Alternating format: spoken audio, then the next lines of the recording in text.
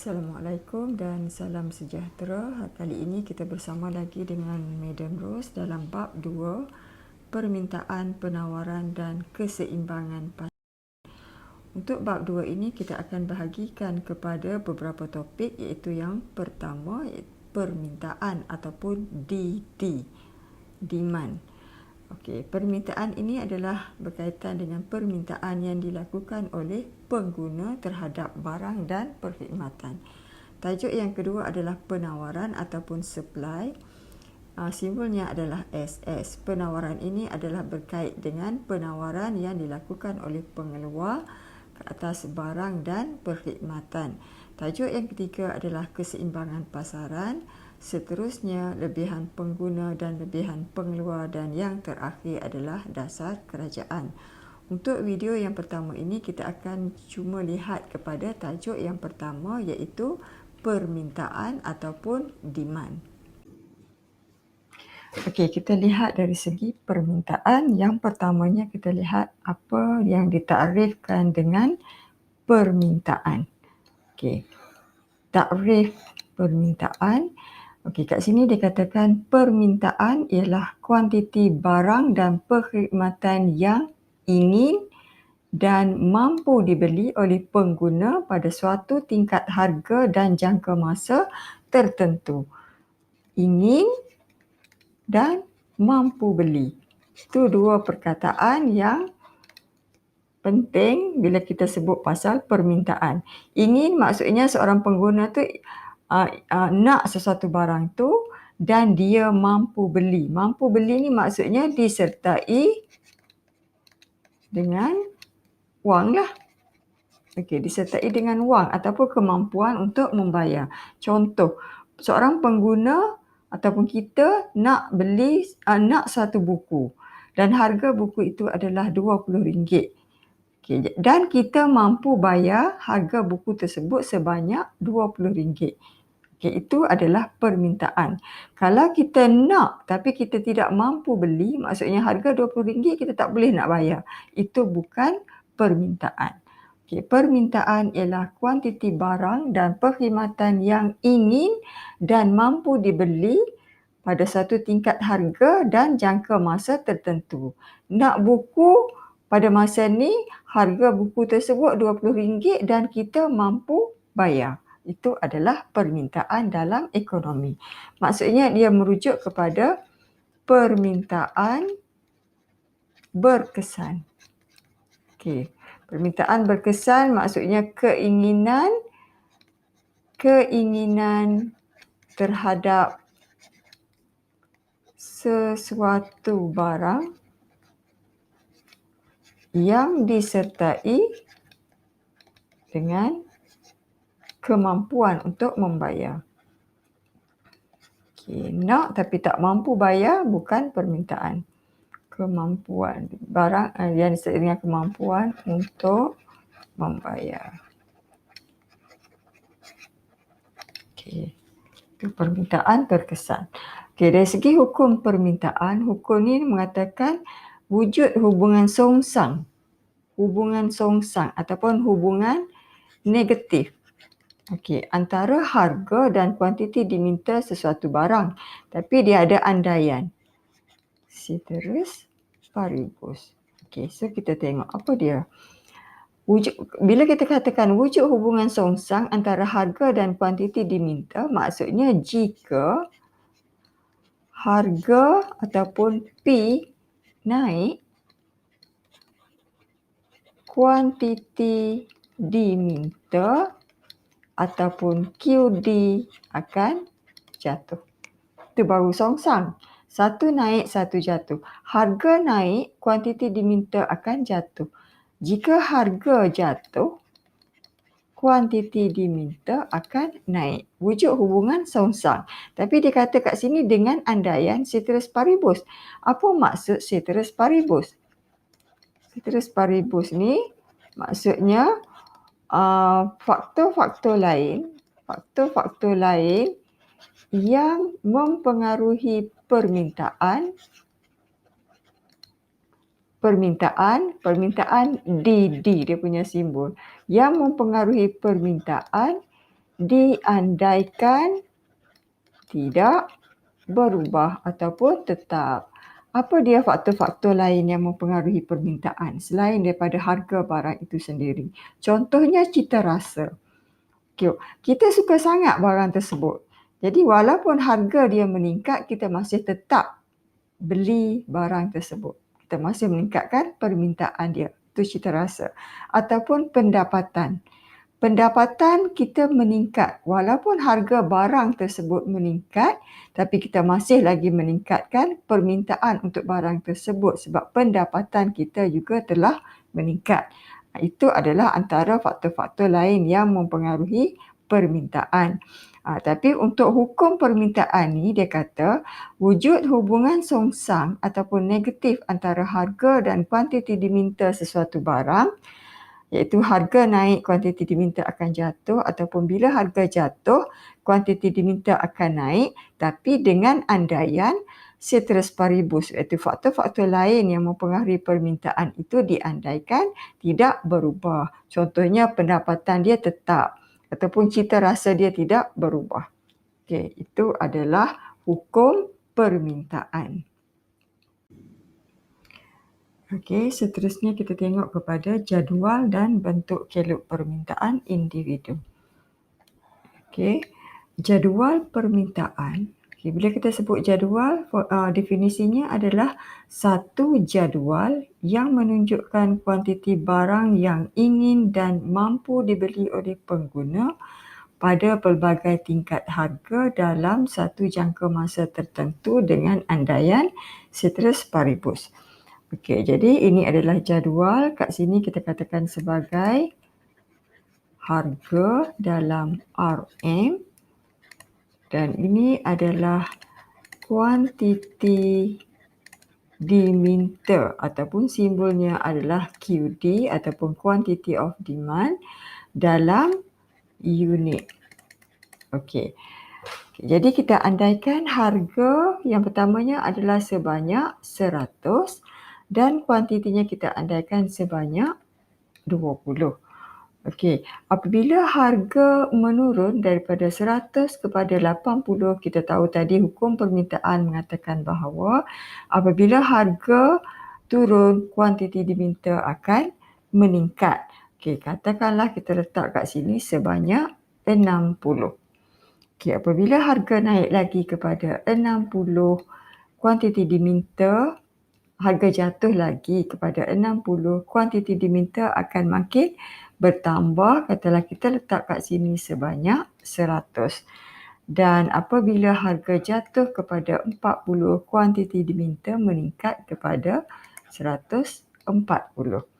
Okey, ini adalah jadual permintaan yang menunjukkan hubungan di antara harga dengan kuantiti diminta sesuatu barang dan hubungannya adalah songsang ataupun negatif, iaitu apabila harga semakin jatuh, kuantiti diminta akan semakin meningkat. Dan sebaliknya, jika harga meningkat, katalah 40 kepada 60, kuantiti diminta akan jatuh daripada 140 kepada 100. Okey, itu adalah jadual permintaan. Apabila kita sebut sebagai keluk permintaan, definisinya adalah sama, cuma kita ubah kat sini. Keluk permintaan ialah individu ialah satu keluk. Okey, yang menunjukkan kuantiti barang yang ingin dan mampu dibeli oleh pengguna pada pelbagai tingkat harga dalam satu jangka masa tertentu dengan andaian ceteris paribus, iaitu faktor-faktor lain yang mempengaruhi permintaan diandaikan tidak berubah. Hanya harga barang itu sendiri sahaja yang berubah. Okay, so macam mana kita nak lakarkan keluk permintaan? So kita lakarkan kat sini paksi. Ini adalah paksi harga ataupun P dengan dia punya unitnya adalah RM. Dan kat sini adalah kuantiti yang diminta ataupun QD tadi dengan unit. Okey, sebanyak berapa. Okey, harganya 100, 80, 60 dan 40. Okey, pada harga 100, kuantiti dimintanya adalah, katalah sini 20, 60, 100 dan 140. Pada harga 100, kuantiti diminta adalah 20. Pada harga 80, kuantiti diminta adalah 60. Pada harga 60, kuantiti diminta adalah 100 dan pada harga 40, kuantiti diminta adalah 140. Jadi bila kita sambungkan titik-titik ni, kita akan dapat kelok permintaan ataupun demand DD yang berbentuk mencerun ke bawah. Cerun ke bawah dari kiri ke kanan ataupun cerun negatif ataupun songsang. Okey. Songsang. Songsang antara apa? Antara harga dan kuantiti yang diminta.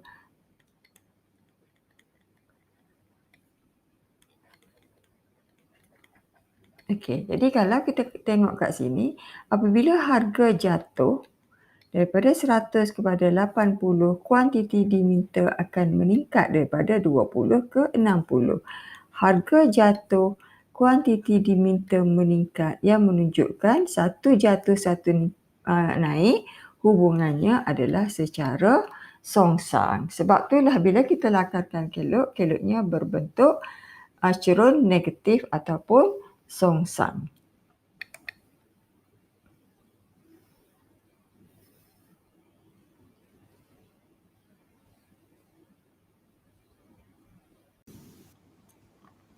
Okey, seterusnya kita tengok apa yang dimaksudkan dengan persamaan ataupun fungsi permintaan. Okey, persamaan permintaan ialah satu persamaan yang menunjukkan hubungan songsang antara kuantiti barang diminta dengan harga barang tersebut. Okey, untuk membentuk fungsi ataupun persamaan permintaan ni kita ada dua cara, iaitu yang pertamanya adalah Q. Yang pertama, Q sebagai perkara rumus. Okey, so Q sebagai perkara rumus, so kita letak QD, katalah kuantiti diminta untuk barang X sama dengan A tolak BP. Okey, QD ni adalah kuantiti yang diminta untuk barang X. A ni adalah pintasan. Pintasan pada paksi Q, D. Okey. B, kecerunan keluk permintaan.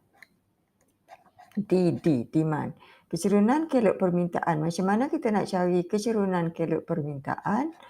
Perubahan QD kita bahagikan dengan perubahan P. Okey, dan PX lah. Harga barang X. Okey, itu Q sebagai perkara rumus. Okey, yang kedua kita boleh tengok dari segi P sebagai perkara rumus. Okey, ada dua cara. Bila P sebagai perkara rumus, kita letak P lah kat depan. So, PX, harga barang X sama dengan C tolak D QD untuk barang X. PX sama dengan C tolak D QX. Di mana P adalah harga, C adalah pintasan pada paksi harga. Okey, kalau P kat depan, C tu adalah pintasan pada paksi harga, pada paksi P. Kalau Q kat depan, A ni adalah pintasan pada paksi Q. D ni satu perkecerunan. Kelok permintaan ataupun kita boleh cari perubahan P kita bahagikan dengan perubahan Q. Tengok beza lah. Kalau P di depan, so perubahan P yang ke atas. Perubahan P kita bahagikan dengan perubahan Q. Kalau Q kat depan, untuk cari kecerunan perubahan Q kita bahagikan dengan perubahan P. Dan QD ini adalah kuantiti yang diminta. So apa maksud pintasan? Kita tengok kat sini, setelah ini kelok permintaan, ini kuantiti diminta, ini harga. Bila C, pintasan pada paksi P maksudnya nilainya kat sini. Ini adalah C, nilai C. Kalau A, pintasan pada paksi Q, so ini adalah pintasannya. Ini adalah A, nilai pintasan pada paksi Q. Dan kelok permintaan adalah cerun ke bawah dari kiri ke kanan ataupun cerun negatif. Okey, so kita tengok macam mana kita nak bentuk fungsi permintaan ataupun persamaan permintaan. Okey, yang pertama kita tengok Q dalam sebutan Q. QD sama dengan A tolak B, P. So, langkah yang pertama kita cari B. Okey, kat sini ada dua permintaan terhadap katakanlah barang X. Kuantiti diminta untuk barang X yang dilakukan oleh Ali dan Abu. Okey, kita tengok dulu untuk Ali. Tengok Ali dulu. So, yang pertama kita kena cari kecerunan dia, B. So, macam mana nak cari B? Perubahan Q kita bahagikan dengan perubahan P. Okey, so tengok kat sini perubahan.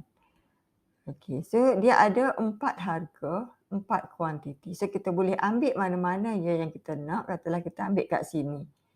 Kuantiti bertambah. Untuk Ali daripada 20 jadi 60 disebabkan harga barang X telah jatuh. Okey, jadi perubahan baru tolak asal. Ini pun samalah, ini baru, ini asal. Okey, kalau kita ambil 80 jatuh kepada 60, kuantitinya adalah 60 dengan 100. Okey, macam tu. So, perubahan Q 20 naik kepada 60. So, barunya adalah 60. Kita tolak dengan 20. Kita bahagikan dengan 80 harga baru. Kita tolak dengan 100 harga asal. So, kita akan dapat 60 tolak 20, 40. Bahagikan dengan negatif 20, so kita akan dapat negatif 2. Tanda negatif yang menunjukkan hubungan songsang antara kuantiti diminta dengan harga. Okey, seterusnya dah dapat kecerunan, so kita cari A. Macam mana nak cari A? Gantikan dalam ni. So, QD sama dengan A tolak B, P. Okey. QD kita ambil je mana-mana. Setelah kita ambil QD sama dengan 20. A yang kita nak cari, B kita dah cari ke tadi, negatif 2. So, negatif 2 kita tak letak tolak negatif, dia akan jadi positif kan. Kita terus je letak 2. So, tolak 2 dan harganya kalau kuantiti adalah 20, harganya adalah 100. Okey, jadi A 20 bawa ke sini jadi tambah kan. So, kita akan dapat 220. So, masukkanlah dalam kita punya fungsi QD A 220 kita tolak dengan 2P. Okey. Ini adalah fungsi dia. Jadi, kita nak tahu betul tak fungsi kita. So, cuba kita gantikan 220 tolak 2P. Katalah kita ambil P sebagai 100. Okey, jadi 220 tolak P 100. So, kita akan dapat Q-nya adalah 20. So, betul lah kat sini. Kalau P-nya 100, so kita kira QD kita akan dapat sama dengan 20. Jadi, kita punya fungsi itu betul. Okey, itu dalam QD sebagai perkara rumus. Okey, yang kedua, kita tengok P sebagai perkara rumus. So, P sama dengan C tolak DQ. Okey. So, langkah pertama sama, kita cari D. Kita cari D. Semula, kita padam dulu. Okey, kita cari D. So, macam mana nak cari D? Perubahan P bagi perubahan Q. Sebab dalam sebutan P kan, P kat atas. Perubahan P, tukarlah balik yang ni kat atas. Yang ni kat atas. Baru tolak asal. Barunya adalah 80, asalnya adalah 100. Okey. Kuantiti barunya adalah 60, asalnya adalah 20. Okey. So, 80 tolak 100, kita akan dapat 20. Kita bahagikan dengan 60 tolak 20. Ini negatif. Kita akan dapat 40. So, kita kira ni kita akan dapat negatif 0.5. 20 bagi 40. Negatif 0.5. So, seterusnya kita B, kita cari C. Macam mana nak cari C? Gantikan dalam dia punya ni. P sama dengan C tolak DQ. P ambil dalam jadual, katalah kita ambil 100. Okey, so C kita nak cari. Tolak sama macam tadi, jangan letak tolak-tolak kan. So, kita ambil terus 0.5. Ini QD lah. Kalau P-nya 100, QD-nya adalah 20. Okey. Dan kita akan dapat berapa tu? 0.5 darab 100. 0.5 darab 100, kita akan dapat 50. Okey, jadi darab 100, darab 20. 0.5 darab 20, kita akan dapat 10. Okey, jadi 100 tambah 10. C lah. 110. Jadi P kita akan dapat 110 tolak 0.5 QD. Itu dalam sebutan P. Okey.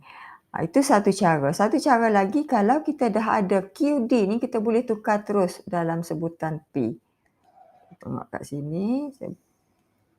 Okey, QD kan sama dengan 220 tolak 2P kan. So, 2P sama dengan 220, kita tolak dengan QD. So, P 220 bahagi 2 kan. So, kita akan dapat 110 tolak QD 1 bahagi 2. So, kita akan dapat 0.5 QD. Sama je. Ni kalau kita dah ada fungsi dalam sebutan QD, kita boleh tukar terus untuk dapatkan fungsi dalam sebutan P. Okey, seterusnya kita tengok macam mana kita nak lakarkan keluk permintaan daripada fungsi yang kita bentuk tadi. Okey, kita dah dapat fungsinya tadi, QD sama dengan 220 tolak 2P. Okey, dan satu lagi kita dapat dalam sebutan P. P sama dengan 110 tolak 0.5 QD. Okey, so macam mana kita nak lakarkan keluk daripada fungsi? Okey, jadi kita buat ini adalah paksi harga dalam sebutan RM. Unitnya. Ini adalah paksi kuantiti diminta dalam unit. Okey, kelok permintaan kita tahu dah bentuknya adalah garis lurus dan mencerun ke bawah dari kiri ke kanan. Kenapa bentuknya garis lurus? Sebab kecerunannya adalah sama. Okey. Jadi QD 220 tolak 2P. 220 ini adalah A kan? A sama dengan 220 yang ini. Okey, jadi A ni adalah pintasan pada paksi QD. So ini pintasan, maksudnya kat sini 220. Okey, kalau P sama dengan 110 tolak 0.5 QD, ini adalah C kan? C sama dengan 110. C ini merupakan pintasan pada paksi P. So kat sini kita akan dapat 110. Okey, jadi kelok permintaannya macam itulah. Ini QD sama dengan 220 tolak 2P ataupun P sama dengan 110 tolak 0.5 QD. Okey, itu macam mana kita nak lakarkan kelok permintaan. Okey, seterusnya kita tengok fungsi dan kelok permintaan pasaran. Okey, kalau tadi kelok permintaan individu sebab cuma ada satu individu sahaja. Bila kita sebut kelok permintaan pasaran, maksudnya kelok permintaan diterbitkan dengan menjumlahkan kuantiti barang yang diminta oleh semua individu. Okey, semua individu dalam pasaran secara mendata pada pelbagai tingkat harga. Okey, kita tengok kat sini. Katalah ini permintaan untuk barang X. Harga X ada 4. Permintaan oleh Ali dan Abu. Okey, pada harga 100, kuantiti diminta oleh Ali adalah 20 dan kuantiti diminta oleh Abu adalah 100. So sekarang ada dua individu yang meminta barang X.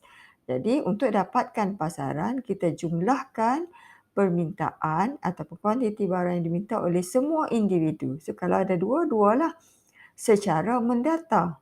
Okey, maksudnya pada harga 100, Ali 20, Abu 100, so kita akan dapat 120. Pada harga 80, Ali 60, Abu 140, so kat sini kita akan dapat 200. Pada harga 60, 100 kita tambah dengan 180, kita akan dapat 280 dan kat sini kita akan dapat 360. So ini adalah permintaan ataupun kuantiti diminta pasaran untuk barang X. Kita jumlahkan Ali dengan Abu. Okey, fungsi tadi kita dah cari. Untuk Ali, fungsinya adalah 220 tolak 2P. Okey, macam mana kita nak bentuk fungsi permintaan pasaran? Sama juga. QD sama dengan A tolak BP. So kita cari B yang pertama. Perubahan Q kita bahagikan dengan perubahan P.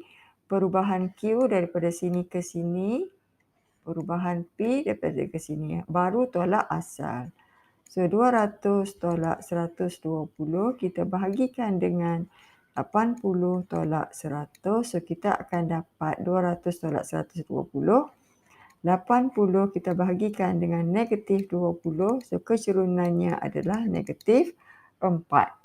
Kita gantikan dalam fungsi untuk cari A. Okey. QD ambil je, contoh kita ambil 120. So A yang kita nak cari kecerunannya adalah 4. Kalau 120 harganya adalah 100. Okey, A kita akan dapat 120 tambah 400, kita akan dapat 520. So, QD sama dengan 520 tolak 4P. Okey.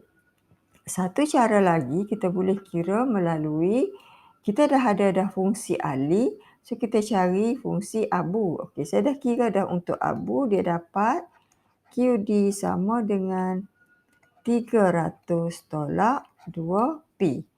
Okey, macam mana nak dapatkan fungsi pasaran, QD pasaran? Kalau dah ada fungsi permintaan untuk Ali dan abu, so kita jumlahkan je lah. QD abu. Okey, so QD Ali kita dah kira dah tadi 220, kita tolak dengan 2P. Dan kita tambah dengan abu 300 tolak 2P. So kita jumlahkan 220 tambah 300, kita akan dapat 520. Negatif 2 tambah negatif 2. So kita akan dapat negatif 4P. So sama je. Okey, sama. Ini kalau kita dah ada fungsi Ali dan abu, kita terus jumlahkan. Okey, kalau kita tak ada lagi, kita boleh buat. So ada dua cara. Kita boleh kira macam yang kita kira fungsi permintaan individu. Okey, sekarang macam mana kita nak bentuk kelok permintaan pasaran? Okey, so kita buat je lah. Okey, kat sini. Kita buat 3 sebab ada 3 Ali, abu dan kat sini pasaran. Ini harga dalam RM. Ini harga RM. Ini harga RM. Okey, dan ini QD Ali lah. Ini QD abu. Ini QD pasaran.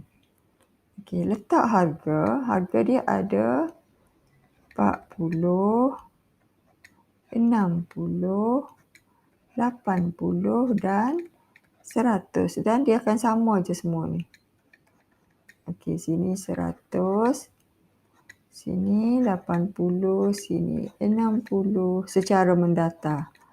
Bila secara mendata semua sama, 40, 60, 80 dan 100. Okey, lepas tu kita letaklah kuantiti dia.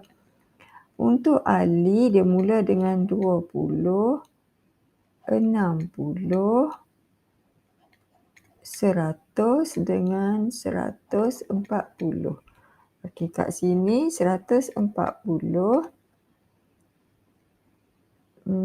100, 140, 180 dengan 220.